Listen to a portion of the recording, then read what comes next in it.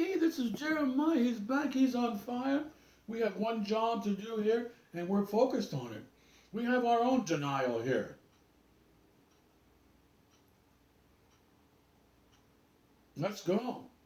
So the symbolic gesture is now being fulfilled.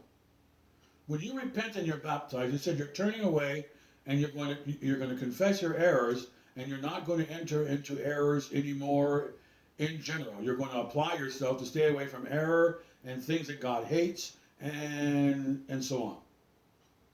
And you're going to accept whatever difficulties are for you in building the church. Blood, sweat, and tears don't bother you. Essentially, because you're focused on the prize. You're focused on being in the rapture. So that when the sweat comes and the work and the heat and the cold, you just stand right there. Your dictionary calls it mettle. mettle. It means a staying quality. So the symbolic gesture is not a symbolic gesture anymore. This is Jeremiah with New Covenant. We got a new video here. Let's get going. I'm checking my time. Let's get going as we seek to get through all of this. We're going to go through the entire chapter now. So the symbolic gesture is no longer just a symbol. You're going to have to face the music. And Adam is in the field now. Jesus is the new Adam, and he's in the field of Darnell. He has the opportunity to listen to the devil or reject the devil. Obviously, Adam and Eve listened. When he point blank said, did God really say that? When he clearly said that. When I run into people who say they don't want to repent, or and so on, and I run into people a lot, and they say, "No way, Jose," then what we have is someone who is eating the darnel of the world. They're believing that what they're doing is the right thing. Otherwise, they wouldn't do it. They think that what they're doing is the right thing, which is to ignore salvation, to ignore reality, to ignore the fact that they are indeed sinners and they need to be forgiven. And there is one way to be forgiven so that you can go to heaven instead of going downstairs, because you own your sin until you do what's going on in these initial steps here, which are salvation steps. And they're very simple here. It's not that complicated. It can get complicated. We're going to get a little complicated here. I just went into agape, and it's going to get a little complicated. Now, the first 6 or so 7 principles in agape are rather simple. High, why? Well, you got high love. That's not hard to understand. Why is because maybe you want high love. You love love. Okay? Is that hard to understand? No. However, it's going to get more complicated as we get into this, okay? But I'll do my best to help you understand when we get a little complicated here, okay? All of you out there should be getting this, no matter what grade level you were, or you drop out of school or whatever. There's no excuses here for you. The only thing is that you really don't want this. I taught special ed. There's nobody out there who shouldn't get this, basically.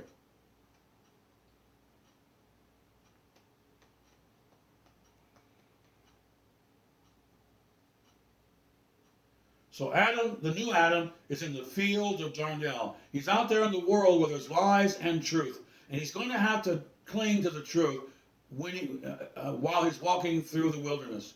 And the master is clinging to the truth right now as he walks through the weeds. And the weeds are talking, and they're trying to ruin his growth and his life and his soul, so to speak. And he's not listening. The master is doing the opposite of what Adam and Eve did. He's not giving in to any of the baloney the devil has to sell. The lies. The prevarications. The devil is the ultimate twister donut. Hey, aren't you the Son of God?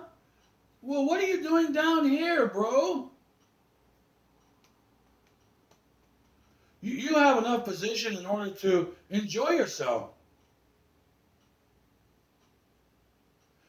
You really have plans on going to a cross for Jeremiah, why don't you just enjoy yourself? And is Jeremiah really worth it? Isn't he really a scumball, essentially? Is he not really a nice guy all the time? He's quite human in many ways. You really want to go through all of this for Mr. Jeremiah. And the father's pleased to see that he's ready to get baptized and go do that. That's exactly what he's going to go do. He's going to knock down every wall. He's going to go through every fire. His hand's going to get burned, but he's going to go right through the fire. That's all this is right here. Put it in a nutshell, as we might say in America here. That's all that's going on here. Someone's determined to save you, and they don't have to. I can say it over and over again. That's essentially what's going on here. They don't deserve any of this.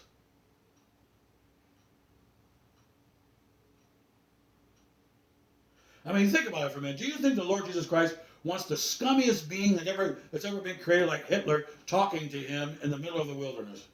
That's got to be awfully. It's got to create some sort of spirit. I mean, if Hitler came to me and started talking to me about how God, you don't have to serve God, and let's play tricks like a circus. We're going to get to that a little later.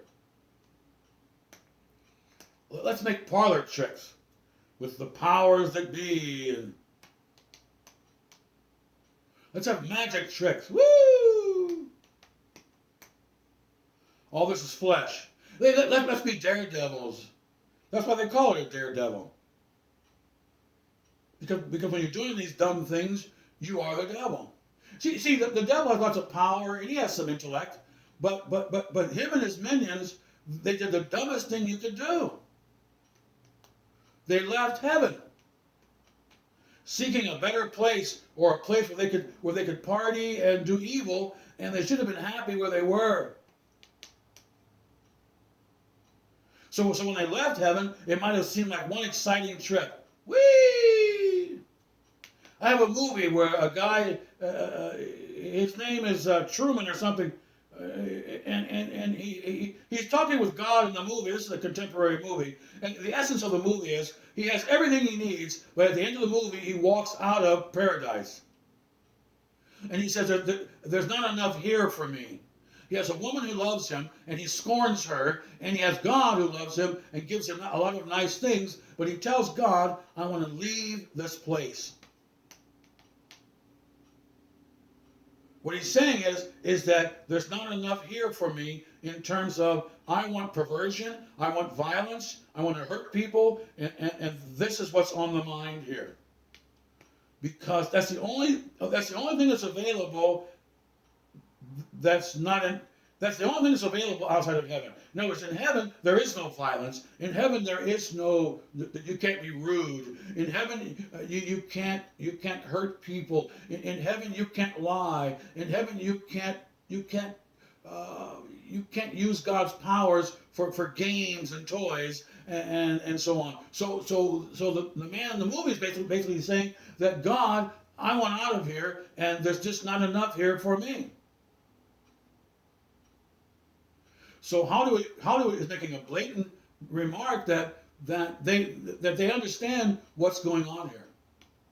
They can handle some deep subjects in Hollywood,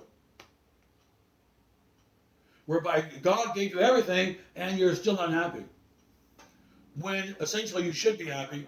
And if you don't find yourself being happy with your status, the only other option is for you to be kicked out.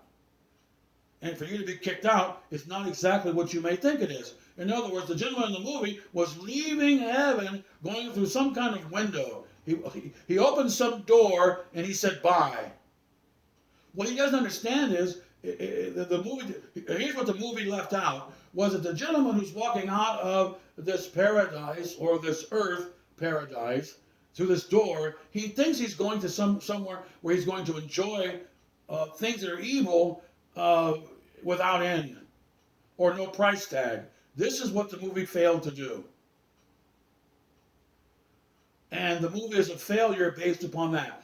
I don't mind the movies showing what they showed because it shows what the devil and a lot of humans are saying. I don't want denial. I don't want just half a cup. I just don't want one wife. I just don't. I don't want to just go fishing. I want to slaughter fish just for the heck of it. I don't want to have some sort of basketball game. I want to have a game where the loser dies. This is the thirst that happens in people. And unfortunately, the end of the movie was the gentleman, we didn't see him go enjoy things, which is really what he was saying. Where he's going is a place where he can enjoy things that are twisted. And he's very happy with twisted activities. Point is, they're not showing you as he's smiling, walking out of paradise, so to speak, they're not showing you where he's going. He may very well enjoy a few things that are wrong and that God hates for 6,000 years. The devil right here is enjoying things. He tells the master, essentially, God gave me this basic mesa here. I'm basically in charge. But what he failed to say was, at the end of the 6,000 years, he's going to a lake of fire. And it's the same thing they did with this Truman character in the movie. He did, oh, here he goes. He's free now. Oh, yeah, man. You know, he can support maybe abortion or something. He can really just get out there and be in charge, you know, and do things that he thinks are right, even though God thinks they're wrong. And that's what's going on. But there's no price tag for Mr. Truman in this movie. I don't want to mention the name of the movie. I think it was Truman. I don't want to mention the name. Let's just say it's George. But George doesn't know the price tag for not being satisfied with what God has given you. With love, not being satisfied with love. Part of the movie was he had a beautiful wife who cared for him and she loved him, and he's basically throwing her to the curb. And he's smiling as he walks out of the room, out of heaven, and the movie is making what kind of statement? The movie is essentially saying that this is the way Hollywood is.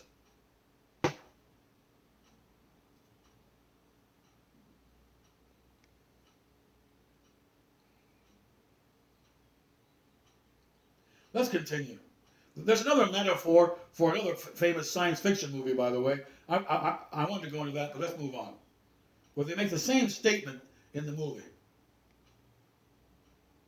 That getting half of what you like or not getting to do some things is totally frustrating for you. But that's only for you, though, see, because you're Babylonian. We in Israel were very satisfied with nature, beauty, quiet, peace, food, and relatives, and we're very much happy with that. I don't need perversions. So when Hollywood becomes very perverse, like Sodom and Gomorrah, they try to push their volume, their multitudes of idiots, they try to push it on us. But that's not going to be pushed on us who are Quakers because we have no time for them. Now we will see them and we will be exposed to them, but their system, their indoctrination, their enticements, we're not ignorant of. That's the point. I'm not ignorant of the devil's devices, and the master isn't either right here, because he first starts out with flattery. The Bible talks about flattery. Let's move on. So the pride of life. Now the symbolic gesture is now being fulfilled. And it's in the field, and it's in the field of lies. You were born to be tossed out into a world where there are lies, and you're going to have to reject them. And God's going to find out who likes lies and who likes the truth. Who likes reality and who wants imagination. And the ones who want reality, truth, and care, they're going to respond to the gospel. So the Babylonian pleasures are the victory for those who are enjoying them. I talk to people all the time. They tell me they're enjoying Babylon, and that's their victory. And your faith walk, I don't want it. because I'm enjoying things right now.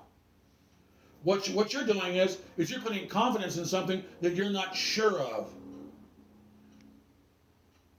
But the master here is sure, and I'm also sure that what we profess is reality.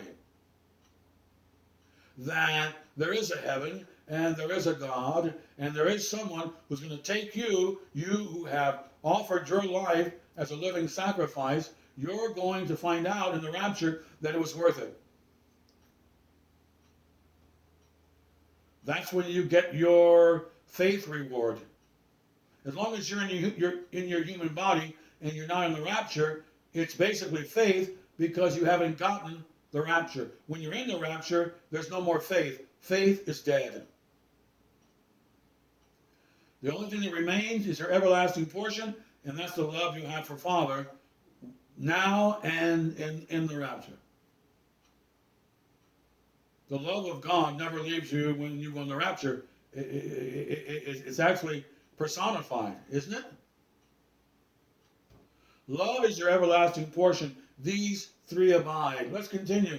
So the first victory over pride is essentially the master. The first person in a human body to reject all offers of pride, selfishness, greed is the master. He's the first one to reject the offers of the devil 100%. He never wants to escape denial and a daily cross, and those are the legal terms. Now, once again, the individual doing this has to be awfully magnanimous, a very caring person who can't get their mind off of you. That's what the core of this is. God, Jesus Christ, cannot get his mind off of you. If you were the only one, he would have done exactly what he's doing right now. The joy of being with you, he's going to go through this. Okay? Don't get lost here. John 14, and so I do, and so he's doing. He is reliving Adam in the garden. And if he rejects these lies and eats daily bread, which is what daily bread is to reject lies and to accept reality. That's another big part of daily bread, a living bread, is for you to accept, to reject lies. That's living bread. You're not going to live unless you take in living bread and reject dead bread, which is doing evil things. Right? He is reliving Adam, and he's going to eat basically death right now. He's falling in the ground, but it's a metaphor. So he's going to eat and think this way, and he's going to essentially die. And you don't have privileges when you're in this true Protestant narrow path. That's why TV preachers are so popular, and many people, because they tell you that there is no narrow path, that there is no denial, and so they become very popular amongst many people who are what we call fools. Because they're buying fool's gold.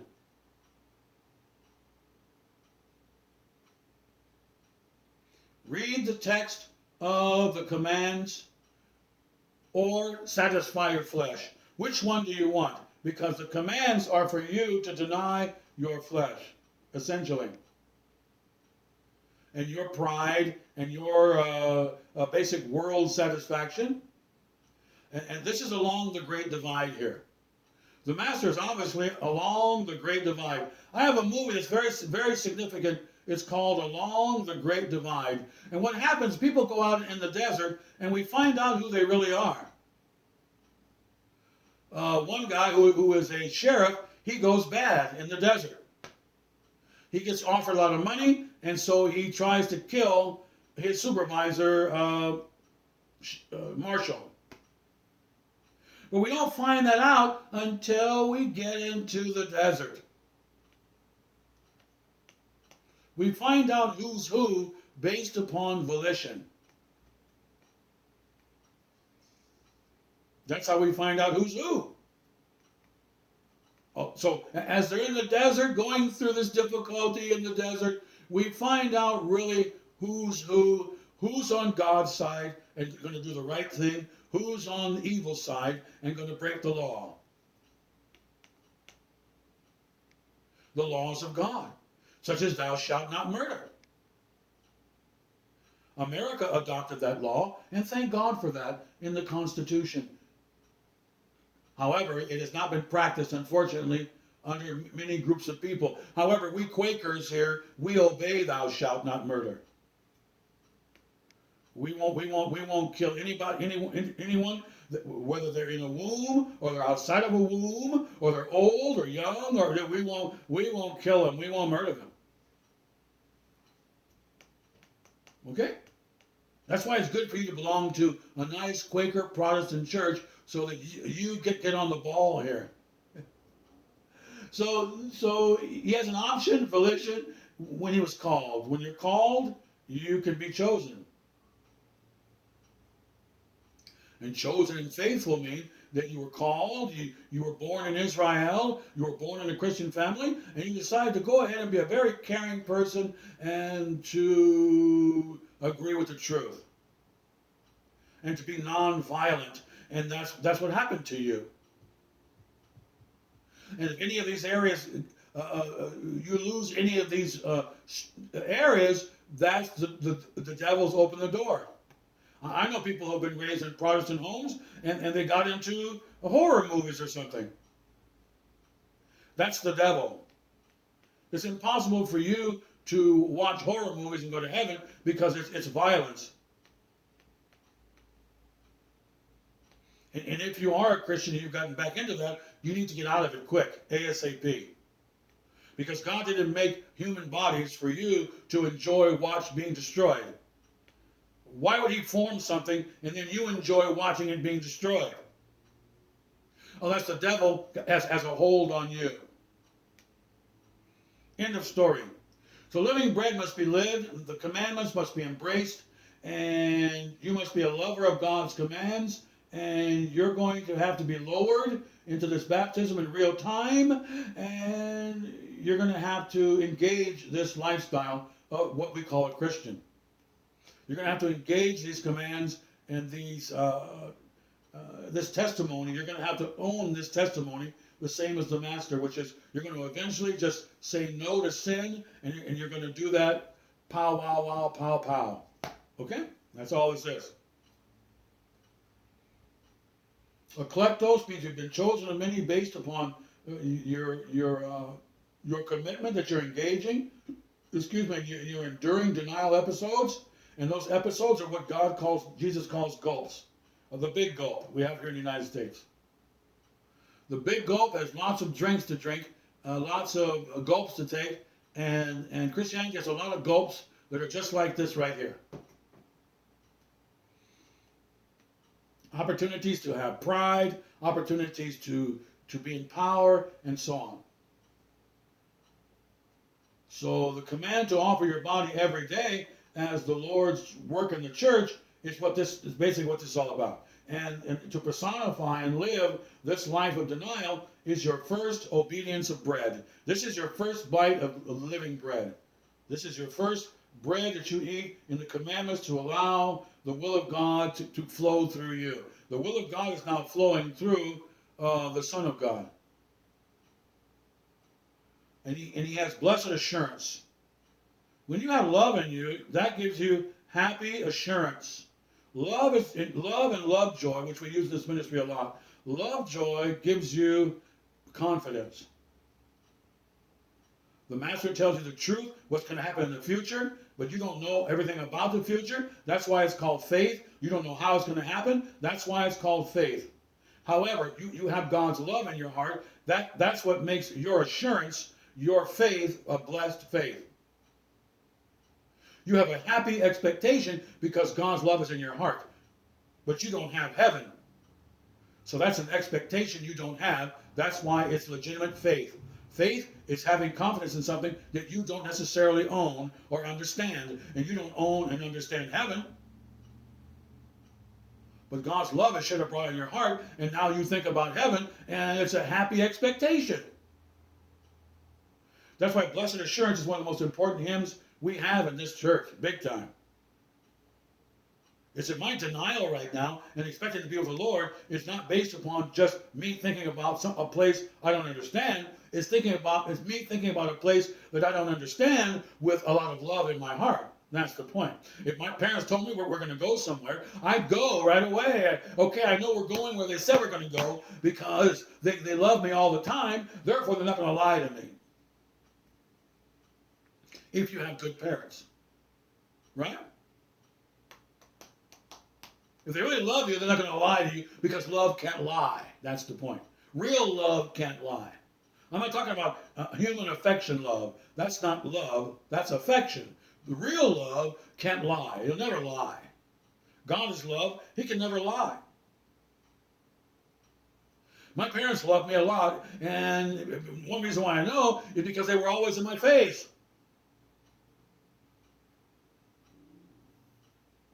So if they told me we're going to jump off a bridge and we're going to be okay, I would jump off the bridge.